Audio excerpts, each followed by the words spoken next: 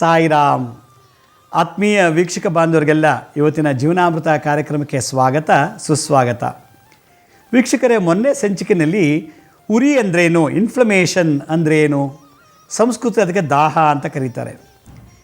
ಯಾತಕ್ಕೆ ನಮಗೆ ಶರೀರದಲ್ಲಿ ಉರಿ ಬರ್ತದೆ ಅನ್ನೋಕ್ಕೆ ಕಾರಣ ಸುಮಾರು 6 ರೀಸನ್ ಹೇಳಿದ್ವಿ. ಒಂದು, ರಕ್ತದಲ್ಲಿ ಪಿತ್ತಿನ ಅಂಶ ಜಾಸ್ತಿ ಆದಾಗ, ರಕ್ತ ಪ್ರಕೋಪ ಆದಾಗ, ಮತ್ತು ದಾಹ ತುಷ್ಣ ಅಂದರೆ ದಾಹ ಜಾಸ್ತಿ ಆದಾಗ ಶರೀರದಲ್ಲಿ, ಇದ್ದಕ್ಕಿದ್ದಾಗೆ ನಮಗೆ ಏನಾದರೂ ಒಂದು ಧಾತುಕ್ಷಯ ಆದಾಗ, ಶರೀರದಲ್ಲಿ ದ್ರವಾಂಶ ಕಮ್ಮಿ ಆದಾಗ, ಅಭಿಘಾತ ಅಂದರೆ ಅಪಘಾತಗಳಿಂದ ನಮ್ಮ ಮರ್ಮ ಪಾಯಿಂಟ್ಸ್ಗೆ ಏನಾದ್ರು ಡ್ಯಾಮೇಜ್ ಆಗಿದ್ದಾಗ ಅದರ ರಕ್ತ ಸೋರಿಕೆಯಿಂದ ಉರಿ ಜಾಸ್ತಿ ಆಗೋ ಚಾನ್ಸಸ್ ಉಂಟು. ರಕ್ತಪಿತ್ತ ಜಾಸ್ತಿ ಆದಾಗ ಉರಿ ಜಾಸ್ತಿ ಆಗುತ್ತೆ ಅಂತ ನಾನು ಮೊನ್ನೆ ಸಂಚಿಕೆಯಲ್ಲಿ ಹೇಳಿದ್ದೆ. ರಕ್ತದಲ್ಲಿ 2 ಅಂಶ ಇದೆ, 2 ಗುಣ ಇದೆ. ಒಂದು ತಣ್ಣಗಿರೋ ಅಂಶ, ಒಂದು ಬಿಸಿ ಇರೋ ಅಂಶ. ರಕ್ತ ತಣ್ಣಗಿರೋದಕ್ಕೆ ರಸ ಅಂತಾರೆ, ರಕ್ತ ಬಿಸಿ ಆದರೆ ಪಿತ್ತ ಅಂತಾರೆ. ಈ ರಸ ಮತ್ತು ಪಿತ್ತ 2 ಏರುಪೇರು ಆದಾಗ ಉರಿ ಶುರುವಾಯಿತು, ದಾಹ ಶುರುವಾಯಿತು ಅಂತ ಹೇಳ್ತಾರೆ. ನಾವು ಸರಿಯಾಗಿ ಆಹಾರ ಪದಾರ್ಥಗಳನ್ನು ನಿಯಮಿತವಾಗಿ ಕರೆಕ್ಟಾಗಿ ಸೇವನೆ ಮಾಡ್ತಾ ಬಂದರೆ, ಆಹಾರದಲ್ಲಿ ಹುಳಿ ತುಂಬ ಹುಳಿ ಇರಬಾರ್ದು. ಹುಣಸೆಹಣ್ಣು ಜಾಸ್ತಿ ಯೂಸ್ ಮಾಡಬಾರ್ದು. ಅತಿಯಾದ ನೆಲ್ಲಿಕಾಯಿ ತಿನ್ನೋದು, ಹುಳಿ ಇರುವಂಥ ಹಣ್ಣುಗಳನ್ನು ಹೆಚ್ಚಿಗೆ ತಿನ್ನೋದು, ಈ ಹುಳಿ ಅಂಶ ರಕ್ತಕ್ಕೆ ಹೋದಾಗ ಪಿತ್ತ ಜಾಸ್ತಿ ಆಗುತ್ತೆ, ಉರಿ ಜಾಸ್ತಿ ಆಗುತ್ತಾಗ. ಮತ್ತು ನಿದ್ದೆನ ಸರಿಯಾದ ಸಮಯಕ್ಕೆ ಮಾಡಲ್ಲ. ರಾತ್ರಿ 2 ಗಂಟೆ ತನಕ ಟಿ ವಿ ನೋಡ್ತಾ ಕೂತಿರೋದು, 2 ಗಂಟೆ ತನಕ ಕೂತ್ಕೊಂಡು ಓದೋದು. ಯಾವಾಗ ನಿದ್ದೆ ನಮಗೆ ಕಮ್ಮಿ ಆಯಿತು, ರಕ್ತದಲ್ಲಿ ದುರ್ಬಲತೆ, ರಕ್ತದ ಕಣಗಳಲ್ಲಿ ದುರ್ಬಲತೆ ಜಾಸ್ತಿ ಆಗಿಬಿಡುತ್ತದೆ. ಹಾಗೆ ಅದೆಲ್ಲೋಗಿ ಸೇರಿಕೊಡುತ್ತೋ ಆ ಜಾಗ ಉರಿಯುತ್ತೆ, ಆ ಜಾಗ ಊದ್ಕೊಂಡ್ಬಿಡುತ್ತೆ. ಇನ್ಫ್ಲಮೇಷನ್ ಆ್ಯಂಡ್ ಸ್ವೆಲ್ಲಿಂಗ್ 2 ಬಂತು. ಸ್ವೆಲ್ಲಿಂಗ್ ಅಂದರೆ ಊತ, ಇನ್ಫ್ಲಮೇಷನ್ ಅಂದರೆ ಉರಿ. ಇದಕ್ಕೆ ದಾಹ ಅಂತ ಸಂಸ್ಕೃತದಲ್ಲಿ ಕರೆದುಬಿಟ್ರು, ಆಯುರ್ವೇದ ಶಾಸ್ತ್ರದಲ್ಲಿ. ಇನ್ನೊಂದು, ನಮ್ಮ ಶರೀರದಲ್ಲಿ ಬೇಡದೇ ಇರುವಂಥ ಮೇಧಸ್ಸು, ಅಶುದ್ಧವಾದಂಥ ಮೇಧಸ್ಸು ಸ್ನೇಹ ಶೇಖರಣೆ ಆದಾಗ ಆಮ ಜಾಸ್ತಿ ಆಗುತ್ತೆ. ನ್ಯೂರೈಟೀಸ್ ಅಂತಂದರೆ ಯಾವ ಜಾಗದಲ್ಲಿ ಅಶುದ್ಧವಾದಂಥ ಮೇಧಸ್ಸಿದ್ದಾಗ ಉರಿ ಬರುತ್ತೋ, ಊದ್ಕೊಳ್ಳುತ್ತೋ ಅದಕ್ಕೆ ನ್ಯೂರೈಟೀಸ್ ಅಂತ ಕರೆದುಬಿಟ್ರು. ಈ ನ್ಯೂರೈಟೀಸ್ ಅನ್ನೋದನ್ನು ತೆಗೆಯೋದಕ್ಕೆ ಏನೇನು ಮಾಡಬೇಕು ಅಂತಂದರೆ, ನೆನ್ನೆ ಹೇಳಿದ್ದೆ ನಾನು ನಿಮಗೆ, ಇನ್ನೊಂದು ಸಲ ಹೇಳಿಬಿಡ್ತೀನಿ. ನಮ್ಮ ಶರೀರದಲ್ಲಿ 5 ವೆರೈಟಿ ಮೇಧಸ್ಸು, ಕೊಬ್ಬು ಉತ್ಪತ್ತಿ ಆಗುತ್ತೆ. ಒಂದು ಸ್ಥೂಲ ಸ್ನೇಹ ಅಂತ. ಸ್ಥೂಲ ಸ್ನೇಹದಂದರೆ ನಮ್ಮ ಶರೀರದಲ್ಲಿ ಬಾಡಿ ಪೂರ್ತಿ ಮೇಧಸ್ಸಿದ್ದಾಗ, ಕೊಬ್ಬಿದ್ದಾಗ, ಸಮತೋಲನದಲ್ಲಿದ್ದಾಗ ಕಸ ಗುಡಿಸೋದು, ಪಾತ್ರೆ ತೊಳೆಯೋದು, ಮಲಗೋದು, ಡ್ಯಾನ್ಸ್ ಮಾಡೋದು, ಓದೋದು, ಬರೆಯೋದು, ಕೆಲಸಕ್ಕೆ ಹೋಗೋದು, ಡ್ರೈವಿಂಗ್ ಮಾಡೋದೆಲ್ಲ ಮಾಡ್ತೀವಿ. ಇದು ಸ್ಥೂಲ ಸ್ನೇಹ ಅಂತ ಕರೀತಾರೆ. ಸೂಕ್ಷ್ಮ ಸ್ನೇಹ ಅಂದರೆ ಮೆದುಳಿನಲ್ಲಿ, ಬ್ರೈನಲ್ಲಿ ನರತಂತುಗಳು ಚೆನ್ನಾಗಿ ವರ್ಕ್ ಮಾಡಬೇಕು. ಬ್ರೈನ್ಗೂ ಮೇಧಸ್ಸು ಬೇಕು. ಬ್ರೈನಲ್ಲೂ ಕೊಬ್ಬಿರುತ್ತೆ. ಆ ಕೊಬ್ಬಿನ ಕಮ್ಮಿ ಆಯಿತು ಅಂದರೆ ಕಷ್ಟ, ಜಾಸ್ತಿ ಆದೋಯ್ತು ಕಷ್ಟ. ಅದಕ್ಕೆ ಸಮತೋಲನಲ್ಲಿ ಇಟ್ಕೋಬೇಕು. ಆದ್ದರಿಂದ ಆ ಸೂಕ್ಷ್ಮವಾದಂಥ ಸ್ನೇಹ, ಮೇಧಸ್ಸು ಬ್ರೈನಲ್ಲಿರುತ್ತೆ. ಹಾಗೆ ಸಾರ ಸ್ನೇಹ ಅಂದರೆ ನಮ್ಮ ಬೋನ್ ಮ್ಯಾರೋ. ಆ ಬೋನ್ ಮ್ಯಾರೋನಲ್ಲಿ ನಮ್ಮ ಚರ್ಮದ 5 ಮತ್ತು 6ನೇ ಲೇಯರ್ನಲ್ಲಿ ಮೇಲೆ ಚರ್ಮದ ಒಳಗಡೆ ಇನ್ನೊಂದು ಚರ್ಮ ಇದೆ.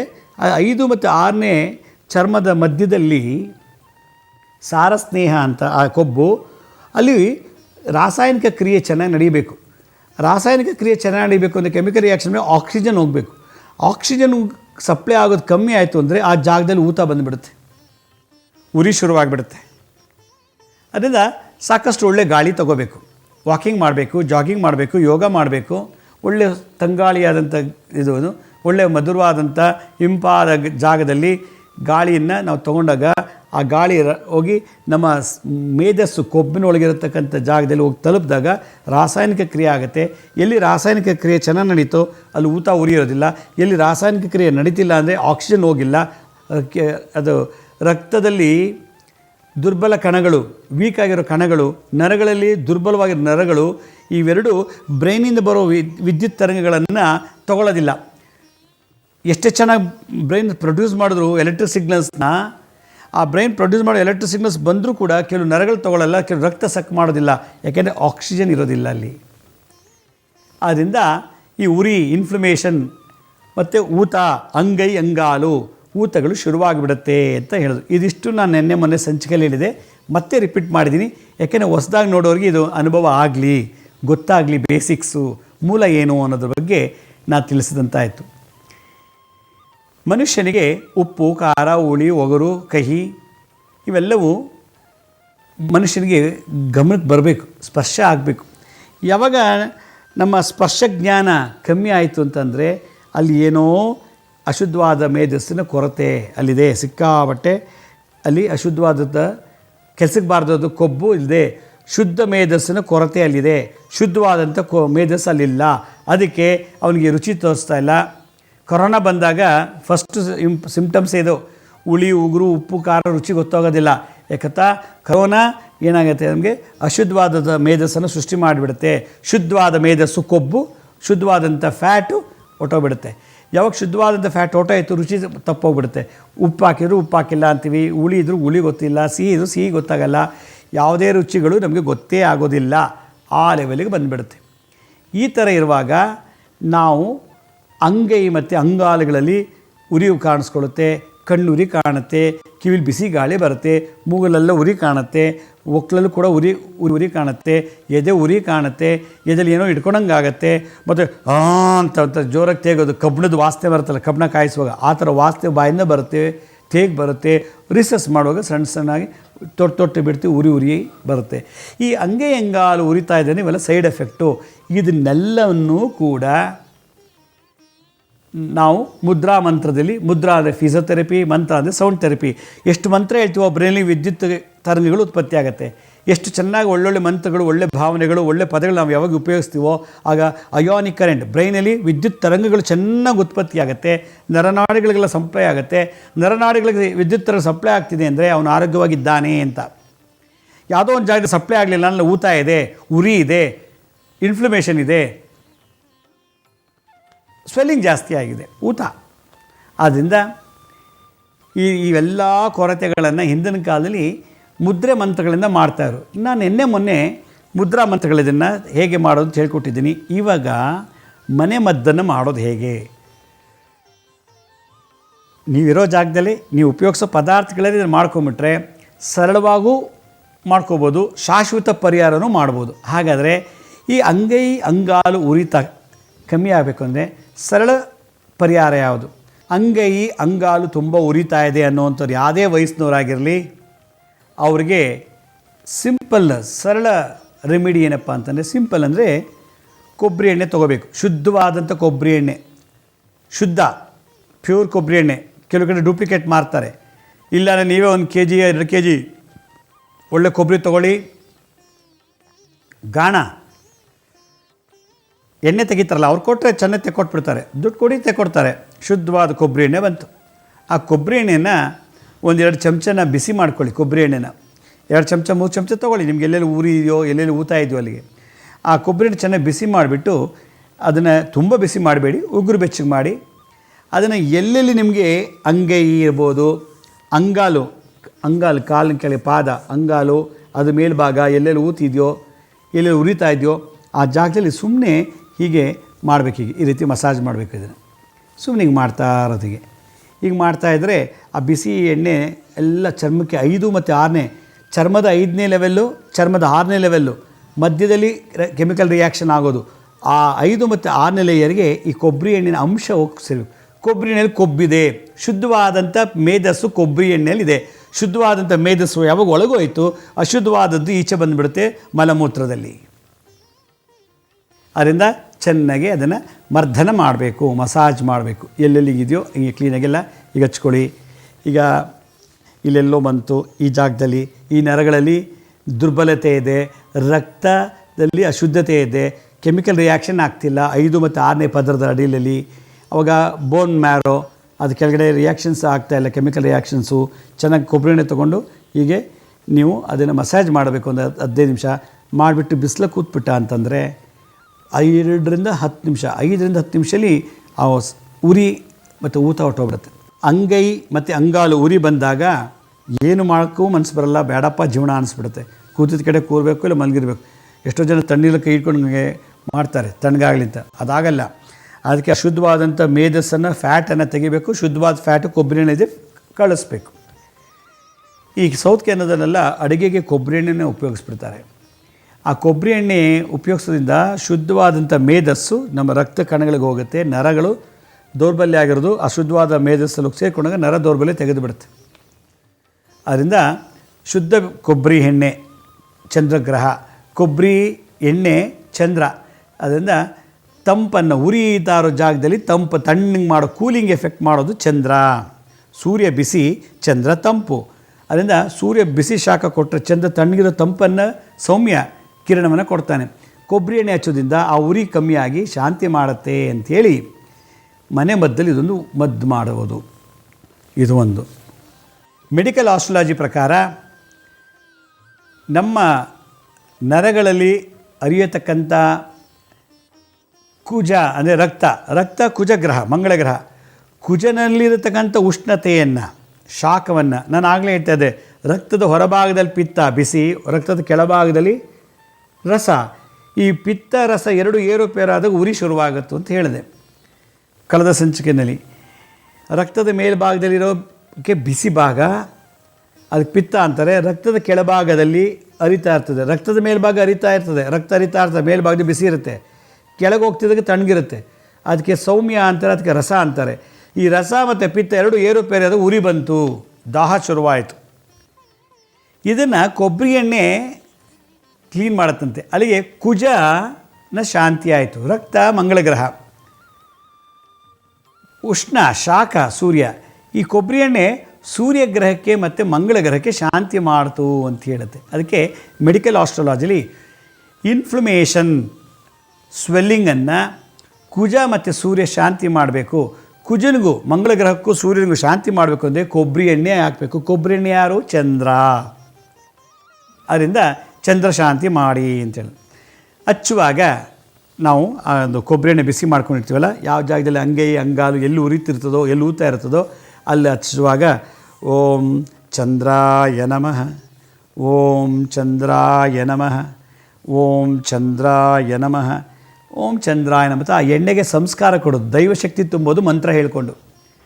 ಯಾರೋ ಎಣ್ಣೆ ತಯಾರಿಸಿರ್ತಾರೆ, ತೊಗೊಂಬಂದು ಹಚ್ಚಿರ್ತೀವಿ. ಯಾರೋ ಎಣ್ಣೆನ ಗಾಣಕ್ಕೆ ಹಾಕಿ ಕೊಡ್ತಾರೆ, ಎಣ್ಣೆ ಕೊಡ್ತೀವಿ. ಆ ಗಾಣದಲ್ಲಿದ್ದಂಥ ನೆಗೆಟಿವ್ ಎನರ್ಜಿ, ಆ ಗಾಣದ ಎಣ್ಣೆ ತಗೊಡ್ತಾರೆ ಅವನಲ್ಲಿದ್ದ ಎನರ್ಜಿ, ಅಂಗಡಿಲಿ ಮಾರ್ತಿರ್ತಾನೆ ಅಂಗಡಿ ಇಟ್ಟಂಥ ಜಾಗದ ಎನರ್ಜಿ, ನೆಗೆಟಿವ್ ಎನರ್ಜಿ, ಆ ತೊಗೊಂಬಂದು ನಿಮ್ಗೆ ಕೊಟ್ಟವನು, ಆ ಬಿಲ್ ಹಾಕ್ದವನು, ನಿಮ್ಮ ಪ್ಯಾಕ್ ಮಾಡಿ ಕೊಟ್ಟವನು, ಎಲ್ಲ ಎನರ್ಜಿ ಅದರಲ್ಲಿ ಇರ್ತದೆ, ನೆಗೆಟಿವ್ ಎನರ್ಜಿ. ಆ ನೆಗೆಟಿವ್ ಎನರ್ಜಿನ ತೆಗೆದಿಟ್ಟು ಶುದ್ಧವಾಗಬೇಕು. ಅದಕ್ಕೊಂದು ಸಂಸ್ಕಾರ ಕೊಡಬೇಕು ಅಂದರೆ, ಪವಿತ್ರತೆ ಕೊಡಬೇಕು ಅಂದರೆ ಓಂ ಚಂದ್ರಾಯ ನಮಃ, ಓಂ ಚಂದ್ರಾಯ ನಮಃ ಜಪ ಮಾಡಬೇಕು. ಜಪ ಮಾಡಿದಾಗ ಆ ಎಣ್ಣೆಗೆ ಹೇಗೂ ಬಿಸಿ ಮಾಡಿದ್ದೀರಿ, ಜೊತೆ ನೀವು ಮಂತ್ರಶಕ್ತಿ ಹಾಕಿದಾಗ ಇನ್ನೂ ಚೆನ್ನಾಗಿ ಸ್ಟ್ರಾಂಗಾಗಿ ವರ್ಕ್ ಆಗುತ್ತೆ. ಅದರಿಂದ ಮಂತ್ರ ಥೆರಪಿ ಮಾಡಬೇಕು. ಈ ಮಂತ್ರ ಥೆರಪಿ ಮಾಡ್ತಿದ್ದಾಗೆ ಒಬ್ಬ ಮನುಷ್ಯನಿಗೆ ಓಜಸ್ಸು, ಇಮ್ಯುನಿಟಿ ಸಿಸ್ಟಮ್ ಡೆವಲಪ್ ಆಗುತ್ತೆ. ಓಜಸ್ ಅಂದರೆ ಇಮ್ಯುನಿಟಿ ಸಿಸ್ಟಮ್, ತೇಜಸ್ ಅಂದರೆ ಕಾಂತಿ. ತೇಜಸ್ಸು ಓಜಸ್ಸು ಎರಡೂ ಬರುತ್ತಂತೆ ಒಬ್ಬ ಮನುಷ್ಯನಿಗೆ ಈ ಕೊಬ್ಬರಿ ಎಣ್ಣೆ ಒಳಗೆ ಬಿದ್ದಾಗ. ಅದು ಕೊಬ್ಬರಿ ಎಣ್ಣೆ ಫ್ಯಾಟ್ ಇದೆ ಅಲ್ವಾ, ಒಳ್ಳೆ ಮೇಧಸ್ಸಿದೆ, ಒಳ್ಳೆ ಸ್ನೇಹ ಇದೆ. ಸ್ನೇಹ, ಮೇಧಸ್ಸು, ಫ್ಯಾಟ್ ಅಂತ ಕರೀತಾರೆ. ಯಾವಾಗ ಓಜಸ್ ಜಾಸ್ತಿ ಆಯಿತು, ಇಮ್ಯುನಿಟಿ ಸಿಸ್ಟಮ್ ಜಾಸ್ತಿ ಆಯಿತು, ಅವನಿಗೆ ರೋಗದಿಂದ ನರಳೋದು ತಪ್ಪುತ್ತೆ. ಇಮ್ಯುನಿಟಿ ಸಿಸ್ಟಮ್ ಜಾಸ್ತಿ ಆದಾಗ, ರೋಗ ನಿರೋಧಕ ಶಕ್ತಿ ಜಾಸ್ತಿ ಆದಾಗ ಮನುಷ್ಯನ ಕಾಯಿಲೆ ಬರೋಲ್ಲ. ಆದ್ದರಿಂದ ಕೊಬ್ಬರಿ ಎಣ್ಣೆ ಒಂದು ಇಮ್ಯುನಿಟಿ ಸಿಸ್ಟಮ್ನ ಜಾಸ್ತಿ ಮಾಡುವಂಥ ಒಂದು ಆಯಿಲ್. ಇದು ಅರೋಮಾ ಥೆರಪಿಯಲ್ಲಿ ಹೇಳ್ತಾರೆ ಇದನ್ನು. ಈ ಅರೋಮಾ ಥೆರಪಿನಲ್ಲಿ ಕೊಬ್ಬರಿ ಎಣ್ಣೆ, ಹರಳೆಣ್ಣೆ, ಎಳ್ಳೆಣ್ಣೆ ಭಾಳ ಪ್ರಾಮುಖ್ಯತೆ ಕೊಡ್ತಾರೆ.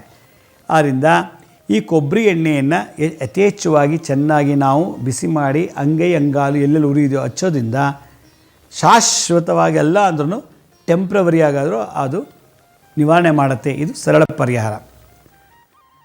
ಹಾಗಾದರೆ ಪರ್ಮನೆಂಟಾಗಿ ಕ್ಯೂರ್ ಆಗಬೇಕು ಅಂದರೆ ಏನು ಮಾಡಬೇಕು? ಹೌದು, ಅದಕ್ಕೊಂದು ಪರಿಹಾರ ಇದೆ, ಮನೆಮದ್ದು. ಒಂದು ಸರಳ ಪರಿಹಾರ, ತಾತ್ಕಾಲಿಕವಾಗಿ ಎಲ್ಲೋ ಇರ್ತೀರ, ಕೊಬ್ಬರಿ ಎಣ್ಣೆ ತೊಗೊಂಬಂದು ಬಿಸಿ ಮಾಡಿ ಹಚ್ಬಿಟ್ರೆ ಆಯಿತು. ಮನೆಗೆ ಹೋಗಿ ಪರ್ಮನೆಂಟ್ ರೆಮಿಡಿ ಮಾಡ್ಕೊಬೋದು ನೀವು. ಆ ಪರ್ಮನೆಂಟ್ ರೆಮಿಡಿ ಮಾಡಬೇಕಾದ್ರೆ ಏನು ಸಾಮಗ್ರಿ ಬೇಕು, ಹೇಗೆ ಮಾಡೋದು, ಮತ್ತು ಮಾಡೋ ವಿಧಾನ ಹೇಗೆ, ಅಂಗೈ ಅಂಗಾಲು ಉರಿ ಕಮ್ಮಿ ಆಗಬೇಕು, ಊತ ಕಮ್ಮಿ ಆಗಬೇಕು ಅಂತಂದರೆ ಶಾಶ್ವತ ಪರಿಹಾರ ಏನಪ್ಪ ಅಂತಂದರೆ, ಪ್ರತಿನಿತ್ಯ ಸೂರ್ಯ ಮುಳುಗೋಕ್ಕೆ ಮುಂಚೆನೇ ಊಟ ಮಾಡಿದ್ರೆ ಭಾಳ ಒಳ್ಳೆಯದು. ಮೊದಲನೇ ಪರಿಹಾರ. ಲೇಟ್ ನೈಟ್ ಡಿನ್ನರ್ ಮಾಡಬಾರ್ದು. ರಾತ್ರಿ 10 ಗಂಟೆ ನಂತರ ಊಟ ಮಾಡೋದ್ರಿಂದ ಶರೀರದಲ್ಲಿ ಕೊಬ್ಬು, ಕೆಟ್ಟ ಕೊಬ್ಬು, ಬ್ಯಾಡ್ ಫ್ಯಾಟ್ ಜಾಸ್ತಿಯಾಗಿ ಅಂಗೈ ಅಂಗಾಲು ಉರಿಯನ್ನು ಸೃಷ್ಟಿ ಮಾಡಿಕೊಳ್ಳುತ್ತೆ ಸ್ವಲ್ಪ ದಿನ ಆದಮೇಲೆ. ಲೇಟಾಗಿ ಊಟ ಮಾಡ್ತೀವಿ, ಊಟ ಮಾಡಿದ ತಕ್ಷಣ ಪಟ್ಟಂತ ಮಲ್ಕೊಂಡ್ಬಿಡ್ತೀವಿ. ಯಾವಾಗ ಪಟ್ಟಂತ ಮಲ್ಕೊಂಡ್ಬಿಡ್ತೀವೋ ಜೀರ್ಣ ಆಗಿರೋದೆಲ್ಲ ಮಲ್ಕೊಂಡ್ಬಿಟ್ಟಿರ್ತೀವಿ. ಅವಾಗೇನಾಗುತ್ತೆ, ಅಶುದ್ಧ ಮೇಧಸ್ಸು ಆಮ ಡೆವಲಪ್ ಆಗಿಬಿಡುತ್ತೆ ಬಾಡಿನಲ್ಲಿ. ಹೊಟ್ಟೆ ದಪ್ಪ ಆಗುತ್ತೆ, ಮೈ ಬೆಳೆಯುತ್ತೆ. ಊಟ ಮಾಡಿದ ತಕ್ಷಣ, ತಿಂಡಿದ ತಕ್ಷಣ, ಯಾವುದೇ ತಿಂಡಿ ಊಟ ಮಾಡಿದ ತಕ್ಷಣ ಮಲಗಬಾರ್ದು. ಕಡೆ ಪಕ್ಷ ಒಂದು 30 ನಿಮಿಷ ನಾವು ಇರಬೇಕು. ತಿಂದಂಥ ಪದಾರ್ಥ ಹೊಟ್ಟೆಳೋಗಿ ಸ್ಟ್ರಕ್ಕಾಗಿ ಹೊಟ್ಟೆಲು ಸ್ಥಾಪನೆಯಾಗಿ ಅದು ಗ್ರೈಂಡ್ ಮಾಡಲಿಕ್ಕೆ ಶುರುವಾಗಬೇಕಾದ್ರೆ ಮಲ್ಕೊಳ್ಳಿ. ಅದು ಇನ್ನೂ ತಲುಪೇ ಇಲ್ಲ, ಚೆನ್ನಾಗಿ ಇನ್ನೂ ಗ್ರೈಂಡ್ ಮಾಡೋಕ್ಕೂ ಸ್ಟಾರ್ಟ್ ಮಾಡಿಲ್ಲ, ಆಗಲೇ ಹೋಗಿ ಮಂಚು ಮಲ್ಕೊಂಡ್ಬಿಡ್ತಾನೆ ಹೊಟ್ಟೆ ಬರುತ್ತೆ. ಅವನು ಯಾವ ಜಿಮ್ಮು ಯೋಗ ಮಾಡಿದ್ರು ಹೊಟ್ಟೆ ಕರಗೆಲ್ಲ ದಪ್ಪ ಆಗಿಬಿಡ್ತಾನೆ. ಇದು ಚರಕಮುನಿಗಳು ಹೇಳಿರೋದು, ಫಿಸಿಷಿಯನ್.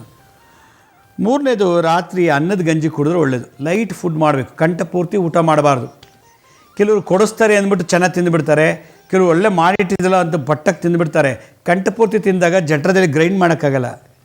ಆಗ ಬ್ಯಾಡ್ ಕೊಲೆಸ್ಟ್ರಲ್ಲು, ಮೇಧಸ್ಸು, ಫ್ಯಾಟು ಜಾಸ್ತಿ ಆದಾಗ ದಪ್ಪಕ್ಕೆ ಕಾಣ್ತಾರೆ, ದಪ್ಪಕ್ಕೆ ಕೂತ್ಕೊಂಡ್ಬಿಡ್ತಾರೆ. ಅದರಿಂದ ಹೊಟ್ಟೆಗೆ ಇನ್ನೂ ಕಾಲು ಭಾಗ ಇದೆ ಅನ್ನೋಂಗೆ ತಿನ್ನಬೇಕು. ಕಂಠಪೂರ್ತಿ ಹೊಟ್ಟೆ ಪೂರ್ತಿ ತುಂಬಾರ್ದು, ಹೊಟ್ಟೆಗೆ ಸ್ವಲ್ಪ ಜಾಗ ಬಿಡಬೇಕು. ಅದು ಗ್ರೈಂಡ್ ಮಾಡಿ carbohydrates, fats, vitamins, minerals, enzymes ಇದನ್ನೆಲ್ಲ ಎಕ್ಸ್ಟ್ರಾಕ್ಟ್ ಮಾಡಿ ತೆಗೆದಾಕ್ಲಿಕ್ಕೆ ಜಾಗ ಬೇಕು. ನೀವು ತಿಂದುಬಿಟ್ರೆ, ಒಬ್ಬೊಬ್ಬರು ತಿಂತಾರೆ, ಬಿಟ್ಟು ಕೊಡಿಸ್ತಾರೆ, ಕರ್ಕೊಂಡು ತಿನ್ನಿಸ್ತಾರೆ, ಚೆನ್ನಾಗಿ ತಿಂದುಬಿಡ್ತಾರೆ. ಹೊಟ್ಟೆಗೆ ಇನ್ನೂ ಕಮ್ಮಿ ಇದೆ, ತುಂಬಕ್ಕೆ ಇನ್ನೂ ಒಂದು 1/4 ಇಂಚ್ ಕಮ್ಮಿ ಇದೆ ಅನ್ನೋದು ತಿನ್ನಬೇಕು ಒಂದು. ಮೂರನೇದು, ನಾವು ರಾತ್ರಿ ಹೊತ್ತು ಗೋಧಿ ಮತ್ತು ಉದ್ದು, ಮೈದಾ ಹಿಟ್ಟು, ಸಿಹಿ ಪದಾರ್ಥ, ಎಣ್ಣೆಲಿ ಕರೆದಂಥ ಪದಾರ್ಥಗಳು ರಾತ್ರಿ ಸೂರ್ಯ ಮುಳುಗಿದ ಮೇಲೆ ತಿನ್ನಲೇಬಾರ್ದಂತೆ. ಯಾವಾಗ ನಾವು ತಿಂತೀವೋ ಮೇಧಸ್ಸು, ಅಶುದ್ಧವಾದ ಮೇಧಸ್ಸು ಜಾಸ್ತಿಯಾಗಿ ಹಂಗೆ ಹೆಂಗಾಲು ಉರಿಯೋಕ್ಕೆ ಶುರುವಾಗುತ್ತೆ. ಮತ್ತು ಶರೀರ ದಪ್ಪ ಆಗುತ್ತೆ, ಕೆನ್ನೆ ದಪ್ಪ ಆಗುತ್ತೆ, ಓಡೋಕ್ಕಾಗಲ್ಲ, ನಡೆಯೋಕ್ಕಾಗಲ್ಲ, ವೆಯ್ಟ್ ಎತ್ತಕ್ಕಾಗಲ್ಲ, ವಾಕ್ ಮಾಡೋಕ್ಕಾಗಲ್ಲ, ಮೆಟ್ಲಕ್ಕಾಗಲ್ಲ, ಸುಸ್ತು ಸಂಕಟ ಶುರುವಾಗಿಬಿಡುತ್ತೆ. ಅದರಿಂದ ರಾತ್ರಿ ಹೊತ್ತು ಗಂಜಿ ಕುಡಿದ್ರೆ ಒಳ್ಳೆಯದು, ಇಲ್ಲ ಹಣ್ಣುಗಳು ತಿನ್ನೋದು ಒಳ್ಳೆಯದು. ಲೈಟಾಗಿ ಅನ್ನದ ಗಂಜಿ ಮಾಡ್ಕೊಂಡು ಕುಡೀರಿ, ರಾಗಿ ಗಂಜಿ ಮಾಡಿರಿ. ಗೋಧಿ, ಉದ್ದು ಮತ್ತು ಸಿಹಿ ಎಣ್ಣೆಲಿ ಕರೆದಂಥ ಪದಾರ್ಥಗಳು, ಮೈದಾ ಹಿಟ್ಟಲ್ಲಿ ಮಾಡಿದಂಥ ಯಾವುದೇ ಸ್ವೀಟ್ಸ್ ಆಗಲಿ ಪದಾರ್ಥಗಳು ತಿನ್ನಬಾರ್ದು ರಾತ್ರಿ ಸೂರ್ಯ ಮುಳುಗಿದ ಮೇಲೆ. ಚಂದ್ರನಿಗೆ ಶಕ್ತಿ ಇಲ್ಲ ಅದನ್ನು ಕರಗಿಸೋಕ್ಕೆ. ಅದೇ ಹಗಲೊತ್ತೀನಿ ಸೂರ್ಯನ ಕಿರಣ ಒಳಗೋಗಿ ಅದು ವೈಟಮಿನ್ D3 ಮುಖಾಂತರ ಜೀರ್ಣಿಸ್ಬಿಡುತ್ತೆ, ಲಿವರ್ಗೂ ಒಳ್ಳೆ ಶಕ್ತಿ ಕೊಡುತ್ತೆ. ಇದೆಲ್ಲ ಆಯಿತು. ರಾತ್ರಿ ಊಟ 50% ಮಾಡಬೇಕು, ಇನ್ನು 50% ಖಾಲಿ ಬಿಡಬೇಕು ಅಂತ ಹೇಳಿದ್ದೀನಿ. ಊಟ ಮಾಡಿದ ತಕ್ಷಣ ಮಲಗಬಾರ್ದು ಅಂತ. ಶರೀರದಲ್ಲಿ ಆಮ, ಬ್ಯಾಡ್ ಕೊಲೆಸ್ಟ್ರಾಲ್, ಫ್ಯಾಟು, ಮೇಧಸ್ಸು ಕಮ್ಮಿ ಆಗಬೇಕು ಅಂತಂದರೆ ಊಟಕ್ಕೆ ಮುಂಚೆನೇ ಒಂದು 20 ನಿಮಿಷ ಮುಂಚೆನೇ ನೀರು ಕುಡಿಬೇಕು.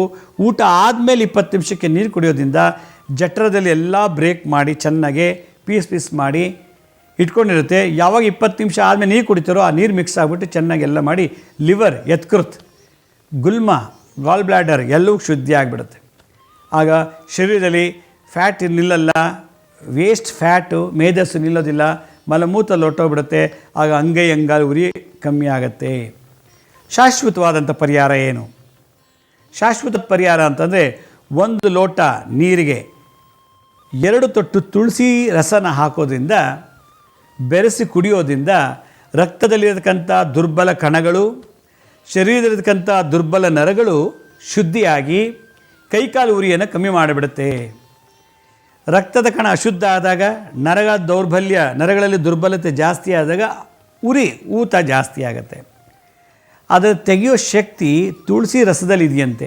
ಆದ್ದರಿಂದ ಚರಕ ಮುನಿಗಳು ಅಂದರೆ ಗ್ರೇಟ್ ಫಿಸಿಷಿಯನ್ ಅವ್ರು ಏನು ಹೇಳ್ತಾರೆ, 1 ಲೋಟ ನೀರಿಗೆ 2 ತೊಟ್ಟು 2 ಡ್ರಾಪ್ಸು ತುಳಸಿ ರಸವನ್ನು ಹಾಕೋದ್ರಿಂದ ರಕ್ತದಲ್ಲಿರತಕ್ಕಂಥ ಸೌಮ್ಯ ರಸತತ್ವ, ರಕ್ತದಲ್ಲಿರತಕ್ಕಂಥ ಬಿಸಿ ತತ್ವ ಅಂದರೆ ಪಿತ್ತ, ಈ ರಸ ಮತ್ತು ಪಿತ್ತವನ್ನು ಸಮತೋಲನ ಮಾಡತ್ತಂತೆ ಈ ತುಳಸಿ ರಸ. ಆಗ ಅಂಗೈ ಅಂಗಾಲು ಉರಿ ಕಮ್ಮಿ ಆಗುತ್ತೆ ಅಂತ ಒಂದು ರೆಮಿಡಿ ಹೇಳಿಬಿಟ್ರು. ಆದ್ದರಿಂದ ಶಾಶ್ವತವಾಗಿ ಇಲ್ಲ ನಮಗೆ ತುಳಸಿ ರಸ ಸಿಕ್ಕಿಲ್ಲ ಅಂದರೆ ಮನೆ ಮುಂದೆ ತುಳಸಿ ಯಥೇಚ್ಛವಾಗಿ ಬೆಳೆಸಿ 4-5 ದಳ ಕಿತ್ಕೊಳ್ಳಿ, ತೊಳೆದುಬಿಟ್ಟು ಚೆನ್ನಾಗಿ ಹಗರಿ, ಒಂದು 10-15 ಎಲೆ ಅಗದಾಗ 2 ತೊಟ್ಟಾರು ಆ ರಸ ಶರೀರಕ್ಕೆ ನ್ಯಾಚುರಲ್ ಆಗಿ ಹೊಟ್ಟೋಗುತ್ತೆ. ಇಲ್ಲ ಆಯುರ್ವೇದ ಮೆಡಿಕಲ್ ಸ್ಟೋರ್ನಲ್ಲಿ ತುಳಸಿ ರಸನೇ ಮಾರ್ತಾರೆ, 20-30 ರೂಪಾಯಿ ಅಥವಾ ಎಷ್ಟೋ ಇರ್ಬೋದು. ಆ 2 ತುಳಸಿ ದಳದ ರಸ ತಂದುಬಿಟ್ಟು ಆ 2 ಶೇಕ್ ಮಾಡಿಬಿಟ್ಟು 1 ಲೋಟ ಗ್ಲಾಸ್ಗೆ 2 ತೊಟ್ಟು ಹಾಕಿ 1 ಲೀಟ್ರ್ ನೀರಿಗೆ 4 ಅಥವಾ 5 ತೊಟ್ಟು ಹಾಕ್ಬಿಟ್ಟು ಅದನ್ನು ಹಾಗೆ ಇಟ್ಕೊಂಡು ಆಗಾಗ 10 ನಿಮಿಷ ಕೊಡ್ತಿದ್ರೆ ನೀರಿನಲ್ಲಿರ್ತಕ್ಕಂಥ ಆಮ್ಲಜನಕ ಆಕ್ಸಿಜನ್ ಮತ್ತು ತುಳಸಿ ರಸದಲ್ಲಿರ್ತಕ್ಕಂಥ ಕ್ಲೋರೋಫಿಲ್ ಪಿಗ್ಮೆಂಟು, ಅದರಲ್ಲಿರ್ತಕ್ಕಂಥ ಆಕ್ಸಿಜನು, ಅದರಲ್ಲಿರ್ತಕ್ಕಂಥ ಆ್ಯಂಟಿಬಯೋಟಿಕ್ಸು, ತುಳಸಿ ರಸದಲ್ಲಿರ್ತಕ್ಕಂಥ ಸ್ಟಿರಾಯ್ಡ್ಸು ಎಲ್ಲ ಹೋಗಿ ಎಲ್ಲೆಲ್ಲಿ ಅಶುದ್ಧವಾದಂಥ ರಕ್ತ ಕಣಗಳಿತ್ತೋ, ಎಲ್ಲಿ ದುರ್ಬಲ ನರಗ ದೋಷಗಳಿತ್ತೋ ಅದನ್ನೆಲ್ಲ ಹೊಡೆದು ಚೆನ್ನಾಗಿ ಬಿಸಾಕಿ ಸಲೀಸ ರಕ್ತ ಮತ್ತು ಆಕ್ಸಿಜನ್ನ ಹರಿಯೋದಕ್ಕೆ ಆ ಒಂದು ಪ್ಯಾಸೇಜ್ನ ಕ್ಲೀನ್ ಮಾಡಿಕೊಡುತ್ತೆ ಈ ತುಳಸಿ ರಸ ಅಂತ ಚರಕಮುನಿಗಳು ಸುಮಾರು 1 ಲಕ್ಷ ವರ್ಷಗಳ ಹಿಂದನೇ ಇದ್ರ ಬಗ್ಗೆ ಸಂಶೋಧನೆ ಮಾಡಿ ತುಳಸಿ ದಳದ ರಸ ಅಥವಾ ತುಳಸಿ ರಸ ಅಮೃತಕ್ಕೆ ಸಮಾನ ಅಂತ ಹೇಳ್ಬಿಟ್ರು. ಜಗತ್ತಿನಲ್ಲಿ ರಕ್ತ ಶುದ್ಧೀಕರಣ ಮಾಡೋದು ತುಳಸಿ ರಸ ಒಂದೇ ಅಂತ ಹೇಳಿದ್ದಾರೆ. ಬೇಗ ಕ್ವಿಕ್ಕಾಗಿ ವಿತಿನ್ 10-15 ಮಿನಿಟ್ಸಲ್ಲೇ ಶುದ್ಧಿ ಆಗ್ಬಿಡುತ್ತೆ. ಅಂತ ಬದ್ದು ನಿಂತೋಗುತ್ತೆ. ಮೂತ್ರ ಬಿಡುವಾಗ ಉರಿ ಬರುತ್ತೆ, ಕಣ್ಣುರಿ ಕಮ್ಮಿ ಆಗುತ್ತೆ, ಆಮೇಲೆ ಮೂಗಲ್ಲಿ ಬಿಸಿ ಗಾಳಿ ಕಮ್ಮಿ ಆಗುತ್ತೆ, ಕಿವಿಲಿ ಸ್ವಲ್ಪ ಬಿಸಿ ಗಾಳಿ ಬರೋದು ಕಮ್ಮಿ ಆಗುತ್ತೆ, ಟಾಯ್ಲೆಟ್ ಹೋಗುವಾಗ ತುಂಬ ಕಷ್ಟಪಡ್ತಾರೆ ಅದು ಕಮ್ಮಿ ಆಗುತ್ತೆ. ಇದೆಲ್ಲಕ್ಕಿಂತ ಹೆಚ್ಚಾಗಿ ನಮ್ಮ ಶರೀರದಲ್ಲಿ ರಕ್ತದ ಪಿತ್ತದ ಅಂಶವನ್ನು ಕಮ್ಮಿ ಮಾಡಿಕೊಡುತ್ತೆ. ಅದರಿಂದ ವಾತ ಪಿತ್ತ ಕಫನ 3 ಸಮತೋಲ ಮಾಡೋ ಶಕ್ತಿ ತುಳಸಿಗೆ ಬಿಟ್ಟರೆ, ನೆಕ್ಸ್ಟ್ ಬೇವಿನ ಎಲೆ, ಅದಕ್ಕೆ ಬಿಟ್ಟರೆ ಹಾಗಲಕಾಯಿ ಅಂತ ಹೇಳಿಬಿಟ್ರು.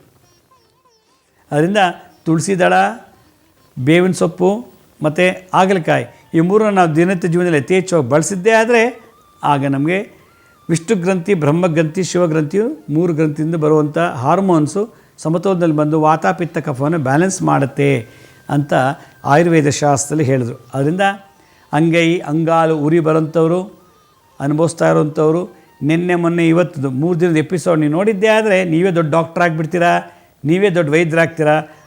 ಅಂಗಾಲು ಉರಿಯುವಂಥ ನಿಮ್ಮ ಬಂಧು ಮಿತ್ರರಿಗೆ, ಆಜು ಬಾಜುವರಿಗೆಲ್ಲ ನೀವೇ ಟ್ರೀಟ್ಮೆಂಟ್ ಮಾಡ್ಬೋದು. ಅಲ್ಲಿಗೆ ಅರ್ಥ ನೀವೇ ಮನೆಗೊಬ್ಬ ವೈದ್ಯ ಆದ ಹಾಗೆ.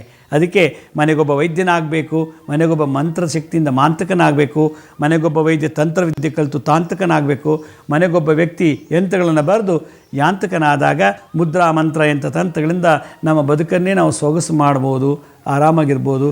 ದೀರ್ಘಾಯುಷು, ದೀರ್ಘ ಆರೋಗ್ಯಕ್ಕೆ ಮುದ್ರಾ ಮಂತ್ರ ಯಂತ್ರ ತಂತ್ರವೇ ಮೂಲ ಅಂತ ನನ್ನ ಅಭಿಪ್ರಾಯ. ಆದ್ದರಿಂದ ಎಲ್ಲರೂ ಈ ಒಂದು ವಿದ್ಯೆ ಕಲೀಲಿ, ಕಲ್ತ್ಕೊಳ್ಳಿ, ಕಲಿತು ನೀವು ಮಾಡಿ ಇನ್ನೊಬ್ರಿಗೂ ನೀವು ಕಲಿಸ್ಕೊಡಿ ಅನ್ನೋದೇ ನನ್ನ ಮುಖ್ಯ ಉದ್ದೇಶ. ವೀಕ್ಷಕರೇ, ನಮ್ಮ ಹಳೆಯ ಸಂಚಿಕೆಗಳ ಯಾರು ನೋಡೋಕ್ಕಾಗಲ್ವೋ ಕಾರಣಾಂತರದಿಂದ ನಮ್ಮ ಶಿರಡಿ ಸಾಯಿ ಭಿಕ್ಷಾ ಕೇಂದ್ರ ಅಂತ ಯೂಟ್ಯೂಬ್ ಚಾನಲ್ ಇದೆ, ಹೆಲ್ತ್ ಸೈನ್ಸ್ ಅಂತ ಇನ್ನೊಂದು ಯೂಟ್ಯೂಬ್ ಚಾನಲ್ ಇದೆ. ಅದು ಸಬ್ಸ್ಕ್ರೈಬ್ ಆಗಿ ಪಕ್ಕದಲ್ಲಿರೋ ಬೆಲ್ ಬಟನ್ ಪ್ರೆಸ್ ಮಾಡಿ, ನೋಡಾದಮೇಲೆ ಲೈಕ್ ಅಂತ ಬಟನ್ ಇದೆ ಅದು ಪ್ರೆಸ್ ಮಾಡಿ, ನೋಡಾದಮೇಲೆ ಆ ಲಿಂಕನ್ನು ನೀವು ಬಂಧು ಮಿತ್ರರಿಗೆ ಯೂಟ್ಯೂಬ್ ಮುಖಾಂತರ, ವಾಟ್ಸಪ್ ಮುಖಾಂತರ, ಇಮೇಲ್ ಮುಖಾಂತರ ನೀವು ಕಳಿಸ್ಕೊಡಿ, ಅವ್ರಿಗೂ ನೋಡಲಿ, ಅವ್ರಿಗೂ ಒಳ್ಳೆಯದಾಗಲಿ. ಇದೆಲ್ಲಕ್ಕಿಂತ ಹೆಚ್ಚಾಗಿ ನಮ್ಮ ಶಿರಡಿ ಸಾಯಿ ಭಿಕ್ಷಾ ಕೇಂದ್ರದಲ್ಲಿ ಮ್ಯೂಸಿಕ್ ಚಾನಲ್ ಒಂದಿದೆ, ಶಿರಡಿ ಸಾಯಿ ಭಿಕ್ಷಾ ಕೇಂದ್ರ ಜ್ಞಾನೋದಯ ಅಂತೇಳಿ, ಅಲ್ಲೂ ಕೂಡ ಮ್ಯೂಸಿಕ್ ಥೆರಪಿ ಮಾಡ್ಬೋದು. ಒಳ್ಳೊಳ್ಳೆ ಹಾಡು ಕೇಳಿ ಬ್ರೈನಲ್ಲಿ ಎಲೆಕ್ಟ್ರಿಕ್ ಸಿಗ್ನಲ್ಸ್ನ ಪ್ರೊಡ್ಯೂಸ್ ಮಾಡಲಿಕ್ಕೆ ಒಳ್ಳೊಳ್ಳೆ ಹಾಡುಗಳು ಹಾಕಿದ್ದೀವಿ. ಒಂದು ಫೇಸ್ಬುಕ್ಕಲ್ಲೂ ಕೂಡ ಒಂದು ಲಕ್ಷ್ಮೀ ಶ್ರೀನಿವಾಸ್, ಗುರುಜಿ ಲಕ್ಷ್ಮೀ ಶ್ರೀನಿವಾಸ್ ಅಂತ ಒಂದು ಅಕೌಂಟ್ ಇದೆ, ಅಲ್ಲೂ ಕೂಡ ಸಾಕಷ್ಟು ಮಾಹಿತಿ ಸಿಗುತ್ತೆ ಅಂತ ಹೇಳ್ತಾ ಇವತ್ತಿನ ಸಂಚಿಕೆಯನ್ನು ಮುಗಿಸ್ತಾ ಇದ್ದೀನಿ. ಇದೇ ರೀತಿ ನಾಳಿನ ಸಂಚಿಕೆಯಲ್ಲಿ ಮತ್ತಷ್ಟು ವಿಶೇಷವಾದಂಥ ಮಾಹಿತಿ ತಮ್ಮನ್ನು ಭೇಟಿ ಮಾಡ್ತೀನಿ. ಅಲ್ಲಿವರೆಗೂ ನನ್ನ ನಮಸ್ಕಾರ. ಸಾಯಿರಾಮ್.